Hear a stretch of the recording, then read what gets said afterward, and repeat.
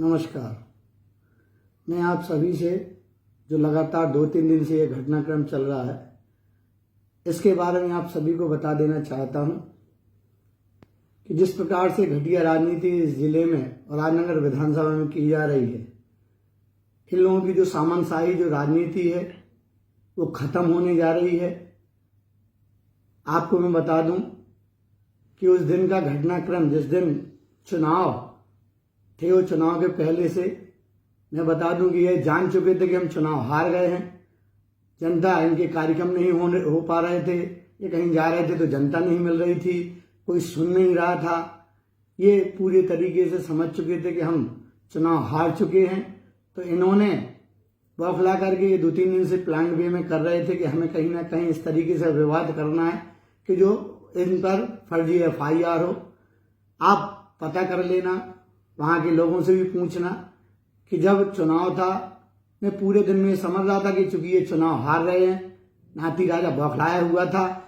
वह पूरे दिन 20 गाड़ियां लेकर के पूरे क्षेत्र में घूमता रहा। मैं जानबूझकर अवॉइड करके लव कुश नगर एरिया में रहा। लव कुश नगर के कार्यकर्ताओं को पता है, पूरे लव कुश नगर में रहा। फिर मैं गाँव गया, सभी जगह से मैंने बातचीत की। बेचारे सब बढ़िया 2 बजे तक मैं पूछने 2 बजे मिड़का गांव में था। मुझे पूरे टाइम इस प्रकार की सूचना मिलती रही। घटनाक्रम बता देना चाहता हूं कि इन्हें गोरा में जाकर के वहां पर अहरवाल समाज के लोग थे बेचारे, उनको पकड़ करके मार पिटाई की, गाड़ी में भर करके लाया। बोले साले अगर कल देखोगे तो गोली मार देंगे। उसके बाद रानी साहब स्वयं पता कर लें, नए गांव गई 10 गाड़ियों के साथ। वहां पर लोगों को, कुशवाहा समाज के लोगों को धमकाया। वहां पर राय समाज के लोग थे, खंगार समाज के लोग थे, उनको धमकाया कि अगर कल दिखे तो फिर गोली मार देंगे। वहां से फिर निकले तो नाती राजा साहब चंदनगर बेल्ट में गए, तो हमारा जो युवा मोर्चा का जिला उपाध्यक्ष है उसके साथ इन्होंने मार पिटाई की, धक्का दिया। उसका फोन आया, फिर जाकर के चंदनगर तरफ पूरे बेल्ट में घूमते रहे। इन्हें पर्याप्त दारू बांटी, मछलियां बांटी, पैसे बांटे, पूरा आतंक तांडव किया था। मैं समझ रहा था करने दो, कुछ नहीं होने वाला है। लोग समझ चुके, हर बार 20 साल से ये यही कर करके चुनाव जीत रहे थे। मुझे पता था, जनता का भरोसा मुझ पे था। लेकिन फिर मैं जब 2 बजे लौट के आया तो मैंने कहा कि इन सबसे मिलूं, बेचारे डरे हुए हैं, सहमे हुए हैं। तो मैं गया, मैंने सबको बुलाया अपने घर पर। 5-6 गाड़ियां लेकर के मैं गया। तो मैंने सोचा कि यहाँ बमीठा होते हुए, चंदनगर होते हुए, मैं सूरजपुरा होते हुए यहाँ से अपने घर आ जाऊंगा तो लोगों को, बेचारों को, इनको एक ढांढस बनेगा। मैं गया, मैं सबके साथ में लिया। मैं जाकर के चंदनगर में केवल 2 मिनट रुका और मैंने सबसे बातचीत की। वहां पर हमारे कार्यकर्ता आ गए। उसके बाद मैंने कहा कि चलो जाओ, सो अपने अपने घर, और सुबह से पोलिंग बूथ पर पहुंचना है। ये सारे लोग अपने अपने पोलिंग बूथ पर सुबह पहुंचने के लिए चले गए। हम लोग ऐसे जाकर के सूरजपुरा टोरिया होते हुए यहाँ रनीफाल और पहाड़ी के बीच में उस साइड से इनको सूचना लग गई थी। एक व्यक्ति पीछे हमारी गाड़ी लगा दी गई थी चंदनगर से, जो कि अमर सिंह, अमर दादा लिखा है उसकी गाड़ी में, अमर सिंह राजपूत पीछे लगा और उसने लोकेशन दे दी कि इस साइड से गाड़ियां आ रही हैं। रात को 2 बजे सीधे इस तरफ से रनीफाल रोड पे, यहाँ से सत्ती की मड़िया से गाड़ियां, लगभग 10-15 गाड़ियां, नाती राजा का काफिला, जो कि पूरे दिन से जो लड़के नशा किए हुए घूम रहे थे, लाठी डंडे, हॉकी, तलवार लेकर के, वो वहां पर जाकर के रनीफाल रोड पर जंगल में उन्होंने गाड़ियां, सामने से मुझे दिख गई गाड़ियां आ रही हैं। तो मैंने सोचा कि भाई हम प्रचार कर रहे हैं, ये बगल से निकल जाएंगे। लेकिन ये आए, इन्होंने एक गाड़ी हमारे बगल से निकली, जो सत्या था, सत्या बुंदेला, उसने बगल से गाड़ी निकाल ली।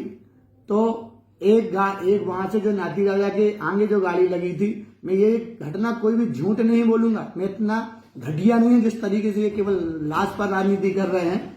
मैं आपको बता दूं कि इन्होंने गाड़ी, सत्या की गाड़ी मेरे बगल से क्रॉस हुई, जबकि मैंने कांच भी खोला इंसानियत के नाते, वो सत्या जानता है। और मैंने कहा कि और ठीक है, तो उसने कुछ नहीं बोला। सामने से एक गाड़ी आई, मेरी गाड़ी के सामने जस्ट लग गई। फिर दूसरी गाड़ी निकलने के लिए जगह नहीं थी, उनने जानबूझ करके मेरे सामने गाड़ी लगा दी। वहां से उनके लोग उतरे, लाठी डंडों से लैस, बिल्कुल हथियार लिए, अद्दी लिए थे, वो निकले। यहाँ से हमारे लोग निकले, बढ़िया बातचीत, गाली गलौज लोगों ने की, बढ़िया बेइज्जती करने का प्रयास किया। मैं गाड़ी से नहीं उतरा, वाह, मैं झूठ नहीं बोलूंगा, नाती राजा जी गाड़ी में बैठे थे, वो भी गाड़ी से नहीं उतरे। ये लड़कों में हॉट टॉक होती रही, एक दूसरे गाली गलौज करते रहे। बाद में गाड़ी फिर बीच बचाव हुआ, इस साइड से उस साइड से सब लोग गाड़ी हटाने लगे। इतने में फिर एक बार भैंसाबासी हुई, गाड़ी बोले हाँ हट रही, नहीं हटाई। इन्होंने फिर धीरे से बोला वहां पर कि हाँ गाड़ी निकाल लो। तो 2 गाड़ियां हमारी, चूंकि मेरी गाड़ी आगे थी तो मैंने आगे गाड़ी निकाल ली। निकालने के बाद मैं लगभग आधा किलोमीटर के लगभग पहुंचा।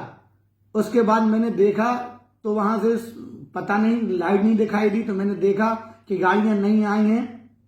तो वहां से फोन आता है मेरे पास कि भाई साहब गाड़ियों के कांच फोड़ने लगे हो, जो फायरिंग कर रहे, हमें फायर सुनाई दे गया, फायर कर रहे हैं और इन लोगों ने गाड़ियां नहीं निकलने दी।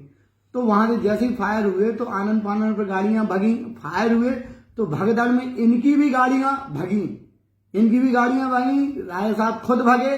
वो जितने लड़के थे, ईश्वर साक्षी है, ये जो कर रहे हैं, ये घटिया राजनीति कर रहे हैं। इनके कम से कम 70% लोग भूत थे, दारू में के नशे में थे, अनाधुन गालियां गलौज कर रहे थे, डंडे लिए थे। इनकी गाड़ियां भगी। वो सलमान जो है, मैं चूंकि निकल चुका था, बताया ये है, मैं झूठ नहीं बोलता, चूंकि कि वो गाड़ी पे चढ़ने की उसने कोशिश करने में वो गेट छूट गया, वो बैठ नहीं पाया। पीछे चूंकि उनकी गाड़ियां स्पीड में भगी तो वो रोनते हुए गाड़ियां निकल गईं। अब चूंकि इनके साथ घटना घट चुकी थी, इनको मौका मिला कि अरुण पटेल को अब फंसाया जाए। तो इन्होंने जब 1 घंटे बाद इसके साक्षी जो ये घटनाएं घटी, सबकी सब मैंने सूचना थानेदार को दी, एसडीओपी की दी, जो ये कर रहे थे पूरे दिन से। और ये वाली घटना की भी मैंने सूचना दी। जब फोन आया मेरे पास, गाड़ियां आ गई, सारी गाड़ियां चूंकि कांच टूटे हुए थे, लोग घबराए हुए थे। तो मैंने कहा चिंता नहीं करो, चलो घर चले। खून निकल रहे थे, हमारे 4-5 लोगों को खून निकल रहे थे। मेरे पास 1 घंटे बाद, मुझे नहीं पता था कि सलमान के साथ क्या हुआ है, और मैं इतना घृणित कार्य नहीं करता हूँ। ना निकले तो मैं राजनीति छोड़ दूंगा। झूठ नहीं बोल रहा हूँ, ये फर्जी है, ये झूठा है, ये केवल रोटी सेक रहा है, अपनी राजनीति सेक रहा है। लेकिन राजा साहब, आपकी राजनीति खत्म हो चुकी है। आप सुकून से घर में रहो, जनता का विनाश नहीं करो। खर्राओं की जनता भोली भाली जनता है, इस तरीके का तांडव खर्राओं में नहीं फैलाओ। सब डरे सहमे हुए लोग हैं, लेकिन मैं भरोसा दिलाता हूँ कि इस तरीके केस मेरे को तोड़ नहीं सकते।